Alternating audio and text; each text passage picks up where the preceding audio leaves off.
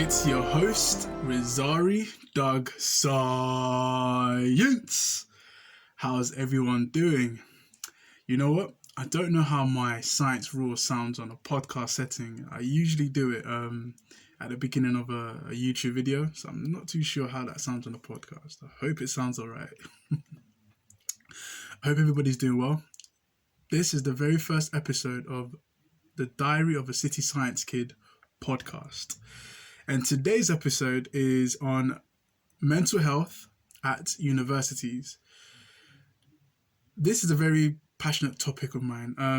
I guess we're not just covering mental health just at universities. It's mental health in academia as a whole. But obviously, universities is the creme de la creme of academia, of the mind, where you find PhD students, undergrad students, master students, technicians, a plethora of that's the highest point of the mind. And this topic is actually quite an interesting topic for me. It's quite dear to my heart. So without further ado, let's get to it. One shocking thing that I found with mental health at universities, first is that understanding that the mind is the biggest tool that we use at university. It's the brain, the mind is the muscle, if you like to say, that we use in academia. It's so profound that there's no techniques at universities that basically help us hone the mind. I mentioned it's like a muscle. But before I get to that, first of all, there's a staggering statistics when it comes to mental health challenges at universities. First, I've got some statistics here. So basically, in 2016, over 15,000 first-year students in the UK universities reported to have mental health problems, compared to an approximately 3,000 in 2006. So this increase in disclosure is mirrored by a 94% of higher education institutions reporting an increase in demand of the counselling service. That's pretty crazy, but that's just statistics. It doesn't mean that people in 2006, they're just less. Maybe people just weren't talking about it. But there is a definite increase in mental health challenges. And the biggest thing that surprises me, guys, is this. This mind is like a muscle. In universities, it is the thing that we use the most. Of course, depending on your discipline, we put pressure on our brains, put pressure on our minds, because it is that which we are using. Let's say your discipline. I studied biomedical science at university, so it's very memory intense, but also problem solving intense. So the parts of the brain, we had to use all parts of my brain, obviously, in my course. But the parts of my brain that relied on memory, problem solving, is the part of my brain that may receive a lot more pressure than others. But all in all subjects in university requires us to use this beautiful, beautiful organ, which is our brain. But we are not taught techniques of how to cultivate the brain, how to cultivate the mind in our subjects, in our given subjects. For example, as an athlete, I love to do athletics. I'm not a Usain Bolt or anything, but I love partaking. When I was at university, every single year I like to partake in different sports. And then I settled on 2 sports that I really, really liked, which was in fencing and boxing. And I did a bit of rugby as well. but I absolutely love watching sports, especially athletics. And every athlete at their highest performances, at their highest game, they all have this understanding that it's not all about training. It's not all about the right technique for their given discipline, sport. Resting their muscles, stretching their muscles is very much important. It's part of the regime of an athlete. Sleep is part of a regime. They teach an athlete how to sleep. They teach them how many hours to sleep. They teach them to how to know their bodies very, very well. Stretching, all of this is part of their regime. And I feel like this should be part of the regime of academia. We should be it should be part of the curriculum as a strong part of the curriculum, to understand how the mind works, to understand techniques that can help people recover. It's, for me, that's very shocking that over the years that isn't a big part of academia. It's not a big part of the curriculum. When you have the problem, then you go to the counselor. But it shouldn't be like that. This is our muscle. The brain is our muscle. We're doing so much great things with the brain. We're creating beautiful things at university. We're at the same time, we're trying to obviously pass exams, etc., etc. But this muscle is what we're using to do breakthroughs at universities, at higher levels of academia. And I feel like mental health techniques, like stretching the mind, whatever that may be for the brain equivalent, sleep, this all needs to be part of the curriculum. Because an athlete, when they are lagging, when they are not at the highest performance in their sport, let's say they're a basketball player or a runner, a sprinter, the questions that the coaches would ask is, have you been sleeping well? How is your life outside of it of athletics um, hampering you? Are you eating well? Are you following a regime? So they're not just looking at, are you executing your techniques right, but they're looking at other factors that may be hampering. And at universities, I just believe that we need to focus on this. Um, we need to put these techniques as part of the curriculum. I believe. I just believe this. What do you guys think? Um, I just find it very surprising that these mental health techniques is not part of the curriculum. It's just surprising. It's like, yeah, it's very surprising. And like with the statistics that I gave, um, 15,000 first year students in the UK universities have reported that they had mental health problems, compared to approximately 3,000 in 2006. Of course, there may be different variables at this in this statistic. Sometimes when I hear a statistic, read a statistic, sometimes you don't always have to just take it just straight as face value, but it's good. It's a good indicator because, like I said, maybe not lot more, maybe a lot more people are going to universities now, maybe in 2016 compared to 2006. It's not a long time, so is that a factor? I don't know, but these are the type of questions I ask regarding their statistics.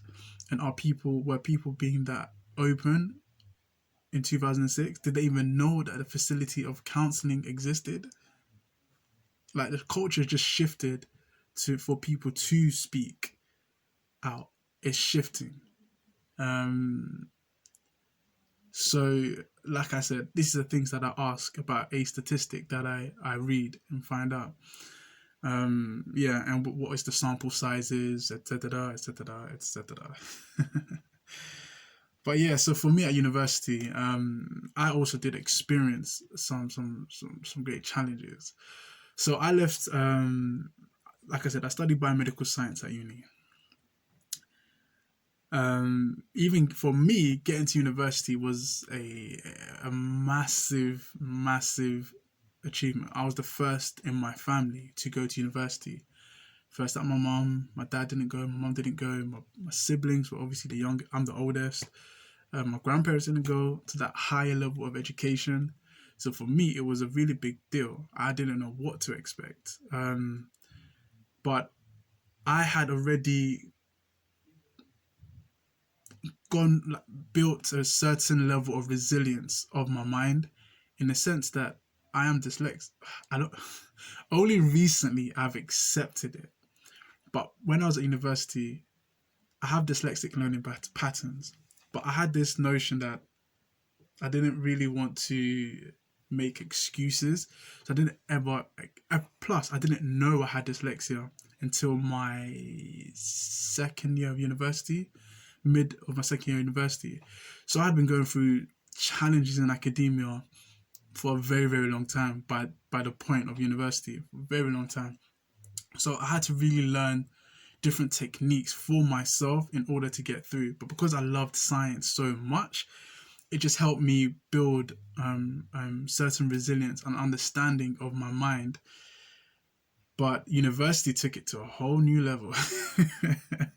So when I did get to university, I was also working at Spotify, the music company, and I was also working on a few inventions. I thought a few inventions at the time, whilst obviously working, it was pretty challenging. So my first year, it was okay. Got through it relatively well. To be honest, very well. Second year, that's when the pressure started piling on. I had different things going on um, outside of university. I didn't have the normal university experience. My first year, I lived like 12 miles outside of my campus. I lived by myself in a town, so I didn't really live on campus. So I had to travel in, and I didn't want to commute from my house. I just thought, this is me, university, new me, new me, new flex, new life. So yeah, I found somewhere. Which was like, yeah, 12 miles outside of my university. So I had to commute into my university for my first year. So there's a lot of challenges that I was actually going through at the time. And like I said, I got to a point where I was working at Spotify, also working on an invention that I was really excited about, and yeah, various other things at the same time. Because I was just pushing, and I didn't know I had dyslexia, like I said, in my second year. So I was just pushing, and then got to a point where I graduated on my undergrad, and whilst I was still working, pretty much full time, and working on my invention, I was just so I really wanted this idea to get off the ground. Like, really wanted it to get off the ground. I was really pushing forward from it, going to business school as well as studying biomedical science. It just got so much. I got to a point where I just crashed. I finished my undergraduate. I went into my master's, master's in sustainability, and I thought, yeah, I can handle it. Um, but I got to a point where I literally just crashed. I didn't know what was going on. Um, my personality is a bit like Captain America, in the sense that every time I fall down, I just keep getting back up. I'm like, yeah, I can do this all day. Let's go. Even though I'm battered and bruised, I'm like, I can do this all day. But after I finished my undergrad, going into my master's, I didn't take any gap year. I went straight into it. I was funding it by myself. Um, and I was getting to this point where all the techniques that I learned for myself, over the years, and I eventually started to get a little bit of support from my dyslexia in my third year of university. So I thought, okay, great. Everything I've learned about my mental health, about my technique, I can use it for myself. I can get through this. But the masters was a whole new level, and I also had a child coming at that time. It wasn't planned. It wasn't. We wasn't expecting it, and at that point, I just crashed. I just crashed. I didn't know what was going on. I was I was trying to push through. My mind wasn't complying. It just wasn't listening. I was just trying to like, what's going on? Why am I feeling like this? Why am what's going on? It wasn't easy. It wasn't easy. And then I remember reaching out to going to counselor, and a lot of things were going on that time. Like it's chaotic. I'm not doing it justice by just speaking it. But I don't like to keep focusing on myself. I just want to focus on what value of it, what value came from it. But a lot was going on. It was chaotic. But like I said, at that point, I just crashed. This was my master's was basically 2 years, 2 years part time. So I had completed the first year, and I just crashed. I know I've said it a few times, but I well and truly crashed. Um, I couldn't think straight anymore. I was just gone. So I went to counselor. I didn't know what was going on, and I explained everything to them. And then they said, "Doug, you are burnt out.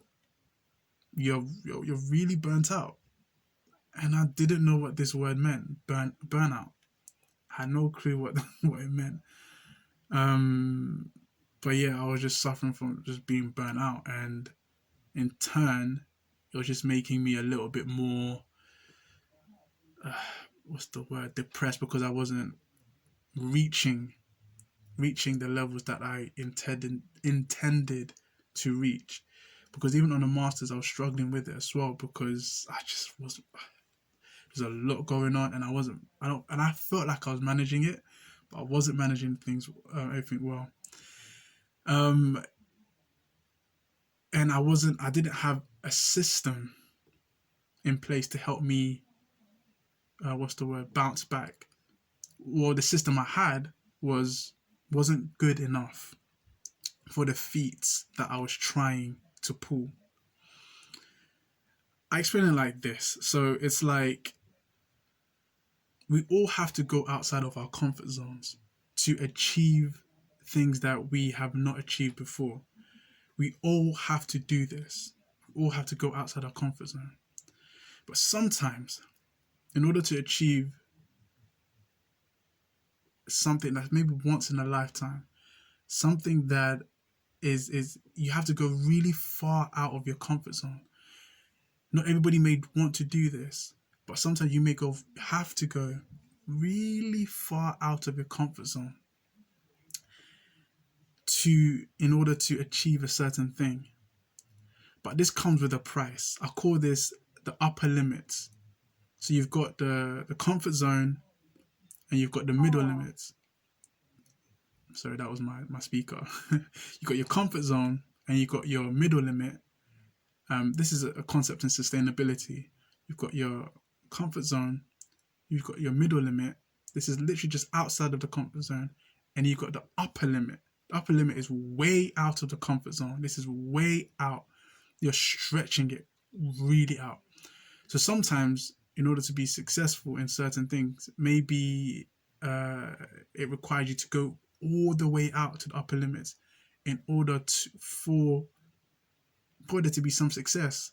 This can be seen by people traveling across the from migrants traveling across deserts just to get to a certain place that they feel and believe that will give them some a good life. But obviously it comes with a huge risk.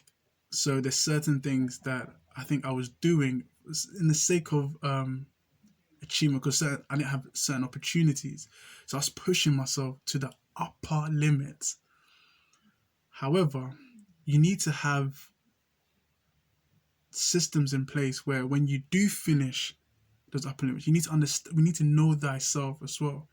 So when you do finish those upper limits, you need to be able to come back to a place to heal, to a place to recover. You need to have systems in place to help you recover and to help you to stay healthy.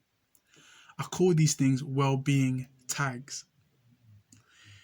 And I don't think at that time I had these well-being tags or understanding of thyself to put these systems in place. I wasn't utilizing the system that I had in place. I was kind of using it and just going through. But we need to know ourselves, know thyself, to be able to create these systems in place in order for us to recover after going out into really deep waters, because I was stretching my mind. It's not a bad thing. The greats, people like Einstein, I really love the guy. He really had, he went through a lot of stress. People don't, yeah, yeah, baby mama troubles. I hate using that word, baby mama. Well, he was having some challenges with his wife at the time, and he was at the precipice of of a breakthrough of his theory of relativity. He had to literally go out of his comfort zone, gather a lot of people to go and catch an eclipse that will help his claim. So before the journey, before he was doing this, before he had to discover this, wasn't easy at all. Wasn't easy. But the thing is, the reason I brought him up, he learnt, he knew when to stop. There's times he would just stop, go down a river with his boat, and just relax, relax. So he knew what was useful for him to recover, what was useful for him to help him. So there's other things that I'm not going to cover so much, but the point is, first of all, we need to know thyself. We need to know ourselves, and we need to know certain things and techniques that help us. So I mentioned the well-being tags. After speaking to the counselor, um, I decided to take a gap year from studies. I was just so burnt out. I could barely think straight, barely see, think straight. So I said, you know what, I'm going to take a gap year. So I took a gap year, and I went. Have this. I went to a little cottage. There's this couple that I had lived with in my second year of university. Um, my first year was crazy, like just hectic, like ooh. And then my second year, I moved out of the place I said I lived 12 miles away from uni. I went to live somewhere in a little cottage with, I call them my grandparents, because I never grew up with older people before. They were the first. So I lived with them, and yeah, I lived with them for, again, so I lived with them my second year, and after my masters, I went back there just so I can just rest. So just that 1 year, the gap year, I literally just cut myself off from pretty much everything, but not everything entirely. I still had things that I had to sort out, but I really needed to recover my mind, really needed to do that. So I literally spent a lot of time in nature, a lot of time just trying to understand, know thyself, know. So I just dived into so many different things, but I let a lot of space come into it. There's a lot of times I just wasn't thinking a lot. I let a lot of silence come in to my reality. Spent a lot of time with the stars, with my telescope. And I realized it was helping me a lot. It's helped me a lot. Helped me a lot. Um, and I really realized it helped me make. I started to make different decisions. Yeah, it really helped me a lot. And then I realized something called well-being tags, and these are basically something that we have to literally, once we understand ourselves, we create a, I won't say a to-do list, but a method.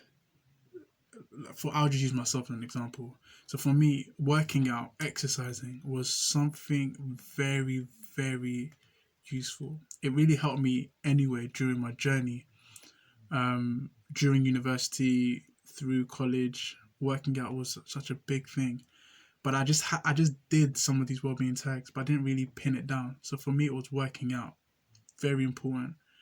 Um, Number one, my spirituality, my faith, spending time with God, spending time with God in nature, spending time with God just with these words, being in nature. Nature was just being around trees, the river, lakes.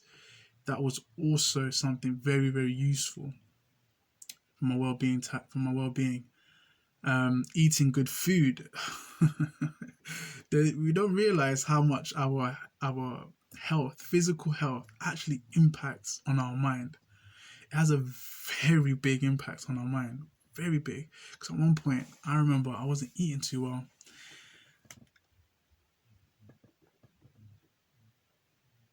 and it was really, really affecting me. Really affecting me. I remember, yeah, going to the doctors, getting a checkup, and my health wasn't great at the time too. So health, the food that we eat, is very, very, very important for me. So good food is very important. It's part of my well-being tag, and also being a bit creative, having a creative outlet. That's unique to myself. That may not be for everybody else. And obviously the basics of where to live, um, sustaining an income. For me, also giving back. I've learned that giving back, for me, giving back to God or giving back to just help is very, very important. It's weird, but for me, I've equated these 7 things as part of my well-being tag. And if I don't do this regularly, I realize that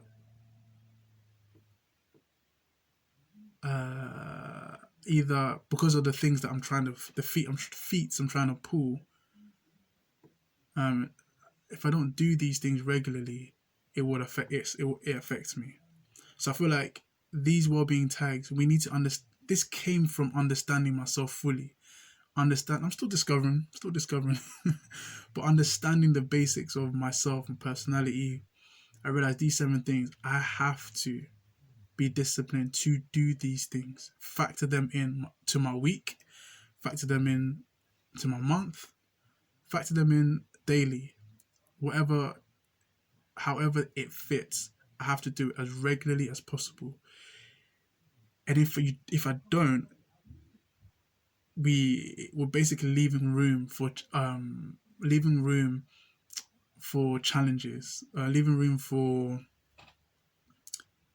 mental, I don't know, mental challenges, illness, whatever. But these things for me really, really help me realize actually, okay, there's a science to this. There's a science to keeping your mind healthy. But we speak about mental health a lot, but what exactly are the parameters of a healthy mind? Let's have a look. This is my first podcast, guys. First episode, so bear with me. There's always going to be a little bit of niggles here and there, but I'm really thankful for everybody that is still listening right now. Very, very grateful. We will get better. We will. But what are the parameters of a healthy mind? What does a healthy mind look like? And also, the next question will be, why is it hard for us to understand mental health challenges? Why is it hard for people to understand these type of challenges? And why do we think it's not at university that the solutions or the yeah, why don't people understand it? We'll get to that in a bit, but let's have a look at what the parameters of a healthy mind. I remember reading this some time back, and I did agree with it.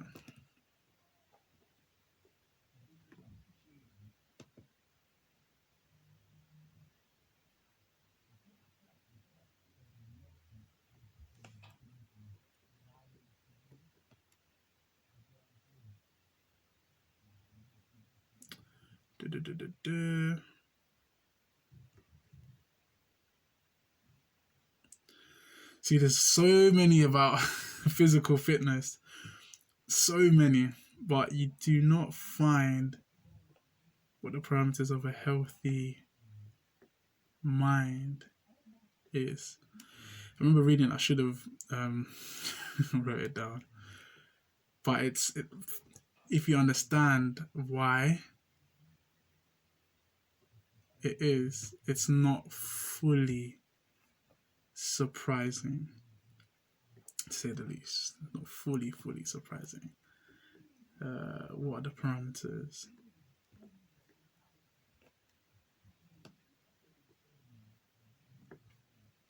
Okay, I found something. It says, what is a good... I think this is what I saw. Yeah. Okay. So, the parameters...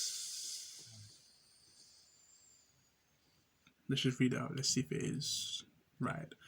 It says the ability to learn, the ability to feel, express, and manage a range of positive and negative emotions, the ability to form and maintain good relationships with others, the ability to cope with and manage change and uncertainty.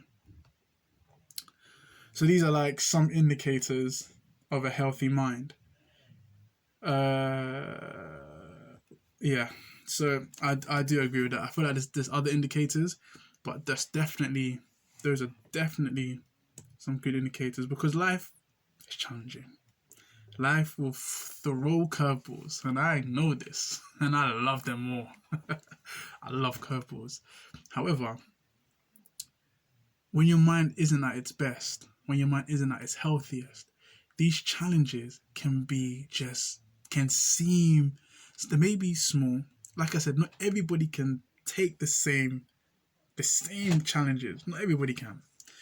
We're all built differently. Not everybody can do what other people can do. That's why knowing thyself is very important. So you know what your middle limit is, upper limit. Your upper limit may be someone's middle limit. Same with physical. Some people can run faster than you, jump higher than you, or swim better, hold the breath longer. So their ability, physical ability, doesn't mean yours is wrong, or it's wrong. There's something wrong. You just need to know thyself, and yeah. So your upper limit, will be able to understand it and be able to take certain things. So not all life. So you be able to cater your lifestyle around you. But every now and again, you would need to come out of your comfort zone to deal with certain situations. So yeah, that's definitely one indicator. But why is it that it's quite difficult for people to actually understand and speak about mental health? Why is it not looked at the same way as a physical thing? When you're physically healthy, we have the parameters. Great. Mental, we have the parameters now, which I've just said. But why is it so difficult for people to understand mental injury? When there's a physical injury, it's easy to kind of like, oh yeah, identify, okay, that's a physical injury. I'll get well soon. You need this amount of time to recover. You need to do this, you need to do that to recover. When it comes to the mind, it's quite a lot of people find it difficult to be like, okay, there's a mental injury there, and we need to recover. I believe that it's because of this. There's this quote that says, I think it's Socrates, I think. The quote says, "I think, therefore I am. I think, therefore I am." This quote basically indicates that my thoughts is who I am. But this isn't entirely true. This isn't entirely true. And it's a good quote, but there's some fundamental problems with that. Because some people, we pick up habits, we pick up ways of thinking from different sources. We pick it up from everywhere, different sources, from friends, family, culture, pain, trauma can make you think a certain way. We pick thoughts up from everywhere. Everywhere. But are you those things that you pick up? When I took the time out, living in the cottage, the cabin, for a year, it helped me step away from my mind. Like I said, I let a lot of silence. I let the vertical dimension come in a lot more. I let a lot of silence fill my life. And it gave me the ability to kind of step back from my thinking and look at my thoughts, look at my habits, look at these things. I was looking at it. And these processes were helping me understand myself, helped me understand why certain things were becoming challenging, why I wasn't feeling a certain way, how I got over certain things. It was helping me see these things. And this is profound, because that is who we are. We're not the thought. We are that which we are looking at. We are the watcher. So the problem that people have is that some people are fully their thoughts. This quote isn't fully wrong. Some people are their thoughts. So whatever the thoughts are, they are it. They can't see past it. They have the time, sometimes unknowingly, step back and look at the thoughts. But it's not a conscious effort that they step back and look at it. So most times, if someone is working in a dysfunctional way of thinking, they are that thought. They are the dysfunction. They are the dysfunctional thought. Let's say the dysfunctional is like a static wave. They are that static.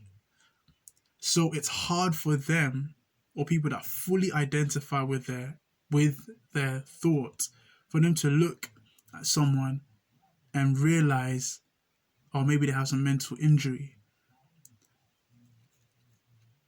It's harder because they are the thought. They can't see. They can see the actions that other people are giving out, but because they are fully their thought, they're just only able to see the physical actions that come from a person. So looking at a physical injury is just easier if you're fully your mind, but it's harder to look at mental injury because you literally need to just step back. This is why things like counseling, churches, spaces like these help us step back and look at these,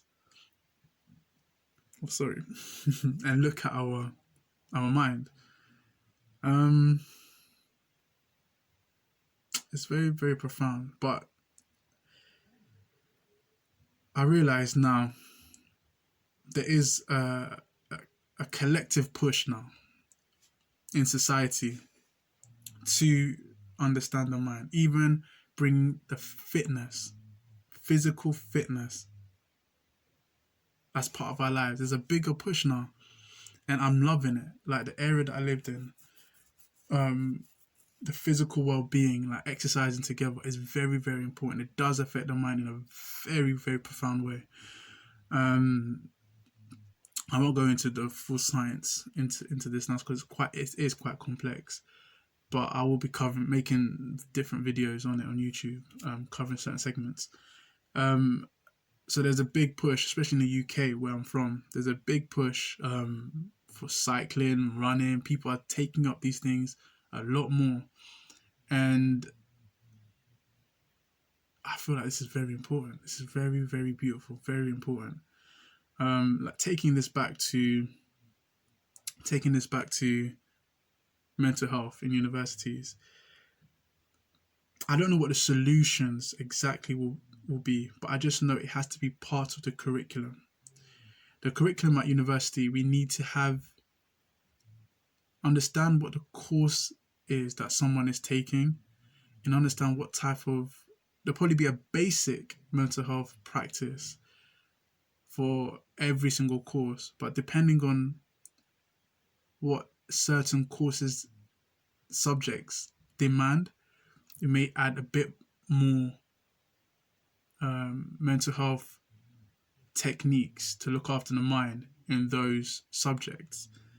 Um, yeah, and I feel like companies such as Headspace, all these apps, these companies that are coming out, I feel like they can be very big part of universities or higher education in general.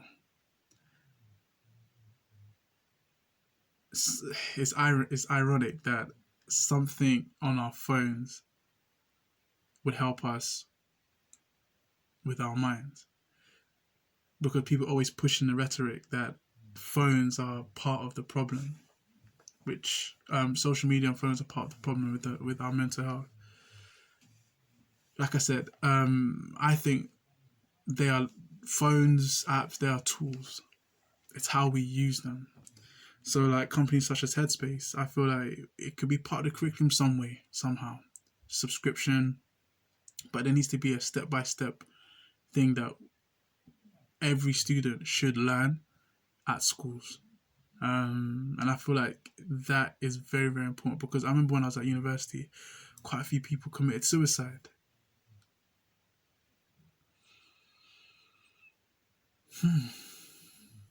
It really, really got to me. It really, really got to me. Some people literally just.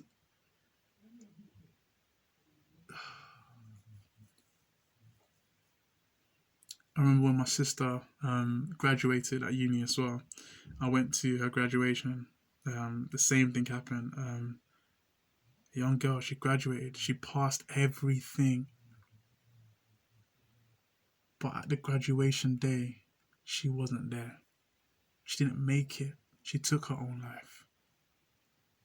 And I think her parent had to go up and take her certificate for her.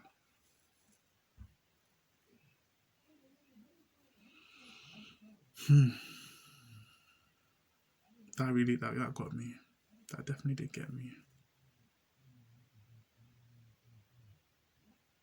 But yeah. So that's just literally a quick episode of mental health at universities. Um, yeah. So guys, I hope you like that. We will get better with the podcast, but that's literally my very, very first. That's the very first episode of Diary of a City Science Kid. We'll be diving into a lot more. Next episode will be surrounding. This one's a bit icky. Ooh, a bit icky. Knife crime. Ooh. Black on black violence in the UK. Ooh, very icky. Very, very sticky. And how culture influences it. Why is it going on? Have some perspective on it. Have some perspective. So please follow this podcast. Follow me on Instagram